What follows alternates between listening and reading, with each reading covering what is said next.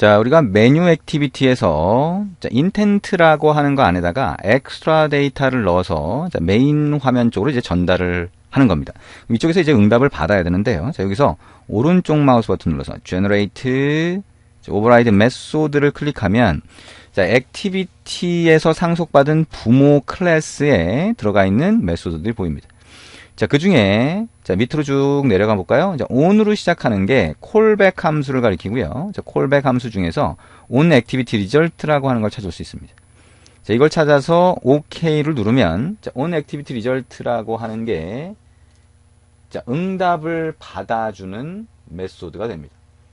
자, 응답을 받아준다라고 하는 거는, 자, 아까 이쪽에서 보낸 인텐트를 전달받을 수 있다는 거고요. 그게 자, 요걸로 전달이 됩니다. 세 번째 파라미터가 되겠죠?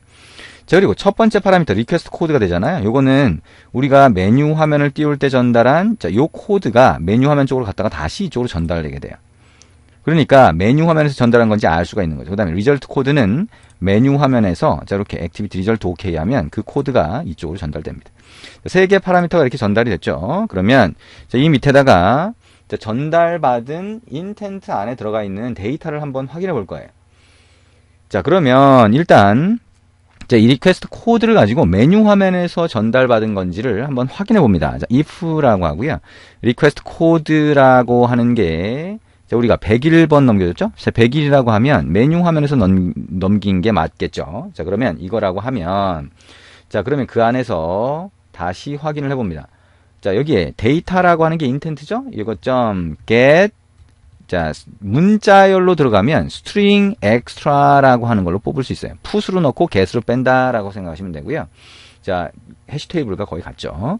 자, get string extra라고 하고 여기서 name이라고 하는 키 값을 넣어주면 자, 이쪽에서 name이라고 하는 키를 이용해서 자, 이름 값을 넣었죠. 그죠? 그러면 이름 값이 왼쪽으로 자, 리턴 되게 됩니다. name이라고 하는 이름의 변수를 만들고 할당을 해보죠. 자, 그리고 나서 토스트 메시지 띄워봅니다. make text, 자, get application context, 그 다음에 자, 응답으로 메뉴 화면으로부터 응답받은 응답이라고 하고요. 여기다가 name을 같이 한번 뿌려봅니다. toast.lengthlong.show가 되겠네요. 자, 이렇게 해서 자, 101 뭐 이렇게 해서 자, 만든 게 됩니다.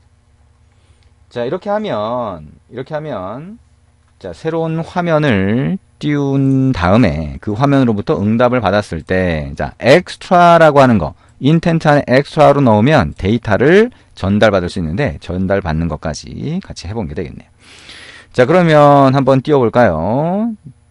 자, 에뮬레이터를 띄우고 저는 지금은 띄워놓지 않아서 다시 한번 띄워볼게요. 자, 그래서 에뮬레이터를 띄우고요. 에뮬레이터 쪽으로 한번 실행을 해보도록 하겠습니다. 자, 에뮬레이터가 뜨면 앱을 실행할 수가 있겠죠. 자, 에뮬레이터 실행되는 거를 잠깐 보면 될 거고요. 자, 실행되면 앱을 띄워보도록 하겠습니다. 자, 여러분이 이제 책에 보시면 자, 새로 띄워지는 메뉴 액티비티를 일반 화면이냐 대화 상자처럼 띄우는 것도 들어가 있어요. 그래서 자, 대화 상자처럼 띄우는 방법 어떻게 하는 건지 우리 조금 이따 같이 한번 보면 될 것 같고요. 일단 먼저 자, 실행을 한번 해봐야 되겠네요.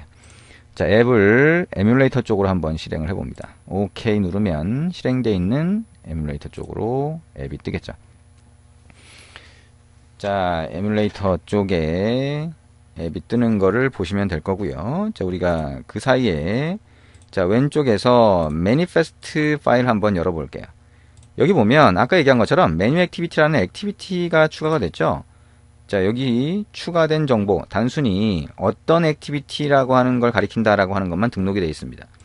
자, 그랬더니 이렇게 보이는 거죠. 자, 실행한 걸 먼저 볼까요? 자, 이게 메인 화면입니다. 그래서 메뉴 화면 띄우기 버튼을 클릭을 하면 자, 메뉴 화면이 뜨죠. 자, 메뉴 화면이 뜨고 돌아가기 버튼이 있습니다. 돌아가기 버튼 클릭하면 자, 메뉴 화면으로부터 응답이라고 해서 인텐트 안에 엑스트라 데이터로 넣은 거를 확인할 수가 있죠. 자, 이렇게 응답 오는 걸 확인할 수 있는데요. 메뉴 화면 띄우기라고 해서 보면 요 상단에 자, 이렇게 my intent라고 해서 여러분이 만든 앱의 이름이 그대로 들어가 있어요. 근데 이 이름을 바꾸고 싶다라고 하면 여기에 액티비티 쪽에다가 안드로이드 땡땡 레이블이라고 해서요. 여기다가 메뉴 화면 또는 메뉴 이렇게 집어넣을 수 있고요. 그 다음에 안드로이드 땡땡 theme이라고 하면 일종의 테마를 가리키죠. 그래서 add style이라고 하면 테마를 선택할 수 있어요. 여기에 theme.appcompat.dialog라고 하는 걸 선택할 수도 있고요. light.dialog라고 하면 하얀색 다이얼로그가 됩니다. 대화상자. 그래서 액티비티라고 하지만 대화상자 스타일로 뜨게 되어 있어요. 그래서 대화상자를 여러분 직접 만들 수도 있고 이런 식으로 간단하게 자 매니페스트에 설정 정보만 추가를 해주면 그러면 자, 대화상자처럼 뜨게 만들 수가 있다는 겁니다. 자 이렇게 하고 다시 한번 띄워볼게요. 자 다시 앱을 띄워보면 조금 이제 다르게 보이게 됩니다. 자 앱이 지금 뜨고 있죠. 자, 앱이 실행이 돼서 메뉴 화면 띄우기 눌러보면 자 이렇게 보이네요. 오이 이게 뭐죠? 자 이게 보면 자 여기 대화상자 모양으로 뜨니까 아주 작게 뜬 거예요. 요거는 이제 여러분이 사이즈 같은 거를 지정을 새로 해주거나 레이아웃에서요. XML 레이아웃에서 조정을 해주시면 됩니다. 액티비티 메뉴.xml이죠. 근데 거기 이제 조정을 안 해줬으니까 그 안에 있는 내용만큼만 딱 보인 거죠. 그래서 메뉴 화면이라고 하는 게 보이고 버튼이 여기 딱 보인 겁니다. 자, 돌아가기 버튼 누르면 이렇게 보이겠죠. 그래서 XML 레이아웃 파일은 여러분이 다시 조정을 해주시면 되고요.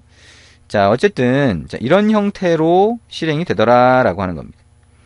그래서 자, 이런 형태로 실행이 된다라고 했을 경우에 자, 지금까지 만든 거를 한번 이해를 해보자라고 하는 거예요. 자, 이게 어떻게 동작을 한 거냐 한번 이해를 해보면 자, 이렇게 생각해 볼 수가 있겠죠.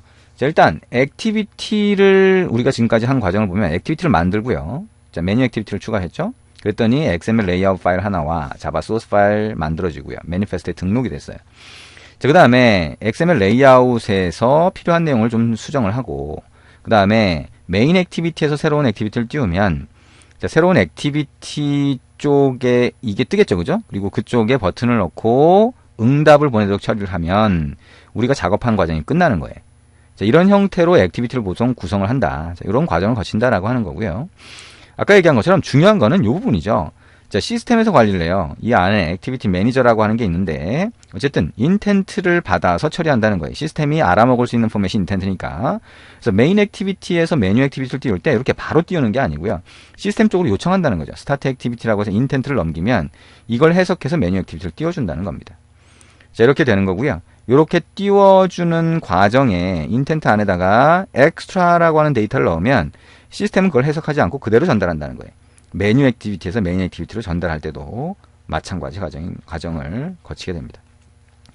자, 그리고 요청 코드와 응답 코드가 있었는데요. 이 요청 코드와 응답 코드가 어떻게 처리되는지 설명을 했죠. 그래서 자, 새로운 액티비티를 띄울 때 요청 코드를 넣으면 응답을 받을 때 그 요청 코드가 그대로 넘어온다는 거예요. 그래서 각각의 액티비티를 구분할 수 있는 구분자로 사용한다 라고 하는 겁니다. 그리고 응답 코드는 아까 봤던 액티비티, 리절트, 오케이 뭐 이런 것들을 쓸 수 있는데 그거 말고 별도의 코드 값으로 여러분이 정의를 해서 사용을 하셔도 됩니다. 자, 이렇게 액티비티라고 하는 걸 띄울 때 인텐트가 사용된다. 그리고 액티비티라고 하는 게 우리가 스타트 액티비티만 쓸 수 있는 게 아니고 스타트 액티비티 for result라고 하는 메소드가 있어서 이걸로 띄우고 set result로 응답을 보냈더니 on 액티비티 리절트에서 받더라 라고 하는 거. 이게 중요하겠죠. 왜냐하면 실제로 앱을 여러분이 만들 때는 자, 띄운 다음에 다시 응답을 받을 경우가 있겠죠. 그죠? 그러다 보니까 스타트 액티비티 대신에 스타트 액티비티 for result를 사용하는 경우도 상당히 많이 있습니다. 그리고 그러면서 데이터를 전달하고 싶다라고 하는 경우가 많겠죠. 그래서 인텐트라고 하는 거 안에다가 엑스트라 데이터를 넣어서 데이터를 전달하는 거. 자, 요것도 잘 기억을 하셔야 됩니다. 물론 인텐트가 가장 중요한 것 중에 하나죠. 인텐트는 뭐라고 했어요? 시스템이 알아먹을 수 있는 포맷을 정의한 거다. 그걸 클래스라고 하는 걸 이용해서 객체로 정의를 해놓은 거죠. 이미 API에. 그걸 통해서 시스템으로 요청하고 그 다음에 다른 액티비티에서 전달받은 데이터를 인텐트에서 뽑아내서 사용할 수 있다라고 생각을 하시면 됩니다. 자, 이렇게 해서 자, 화면 전환하는 방법을 좀 더 자세하게 봤고요. 그 다음에 자, 그게 어떤 방식에서 어떤 메커니즘에서 동작하는지 얘기를 했습니다. 자, 이 부분은 상당히 중요하겠죠. 여러분이 화면을 하나만 쓰는 경우는 없으니까 화면을 새로 만들고 띄우고 하는 거에 익숙해지셔야 돼요. 그래서 자, 이 과정, 지금 우리가 한 이 과정 자꾸 반복해서 익숙해지게 만들어 주시면 됩니다. 수고하셨습니다.